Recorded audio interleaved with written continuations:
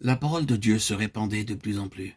Le nombre des disciples augmentait beaucoup à Jérusalem, et une grande foule de sacrificateurs obéissait à la foi. Acte 6-7.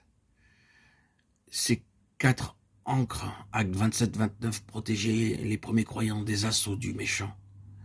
Dans la crainte de heurter contre les écueils, ils jetèrent quatre ancres de la poupe et attendirent le jour avec impatience. Dans le livre des Actes, nous voyons l'ennemi s'avancer comme un fleuve, essayant de les décourager, de les affaiblir et de leur ravir leur foi et leur joie dans le Seigneur. Mais nous remarquons aussi que malgré tout cela, la parole du Seigneur grandissait d'une manière triomphante. Acte 12-24, cependant la parole de Dieu se répandait de plus en plus.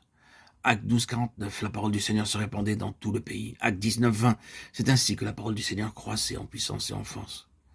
Acte 16-52, les églises se fortifiaient dans la foi et augmentaient au nombre de jour en jour. Acte 13-52, tandis que les disciples étaient remplis de joie et du Saint-Esprit.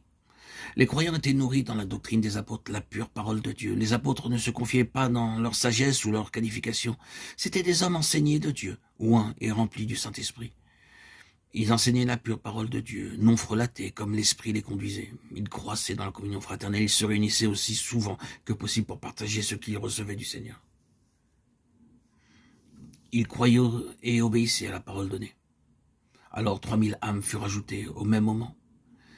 Ces quatre ancres mentionnées dans Actes 27-29 leur furent données, comme l'indique le verset 42. Ils commencèrent à persévérer, tout d'abord dans la doctrine des apôtres, deuxièmement dans la communion fraternelle qui correspond à la deuxième ancre, troisièmement dans la fraction du pain, la troisième ancre, et quatrièmement dans la prière, la quatrième et dernière ancre.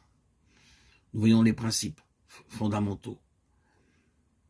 Persévérer dans la doctrine des apôtres, dans la communion fraternelle, dans la fraction du pain et dans la prière. Il l'avait reconnu au moment où il rompit le pain. Luc 24-35. Il croissait donc dans la fraction du pain. Dans Luc 24-15-30, nous lisons l'histoire de ces deux disciples cheminant sur la route d'Emmaüs après la résurrection du Seigneur. Lorsqu'il s'assit avec eux pour rompre le pain, leurs yeux furent subitement ouverts. Ce fut alors qu'ils reconnurent leur Seigneur. C'est ainsi qu'ils furent enseignés. Notre Seigneur est si grand, si puissant, si merveilleux, que nous ne pouvons pas le voir avec nos yeux ordinaires. Il est au-dessus de la compréhension humaine, loin au-dessus du raisonnement de nos facultés humaines. Et cependant, nous pouvons le connaître. Il peut être plus réel pour nous que nos amis et notre parenté. Il peut nous être plus précieux que quiconque dans le monde lorsque nous le connaissons dans sa véritable gloire. La table du Seigneur et la fraction du pain pour nous rappeler sa mort jusqu'à ce qu'elle vienne nous donne l'occasion d'avoir de lui une vision intérieure que nous n'aurions pas autrement. C'est un temps d'adoration. C'est alors que nous grandissons spirituellement et que nous commençons à connaître sa véritable valeur. C'est ce que signifie le mot adoration. En anglais, qui a de la valeur. C'est la capacité de dire ce qui pourrait se traduire d'une manière simplifiée par « Qu'est mon Seigneur pour moi ? Que lui donnerai-je en retour ?»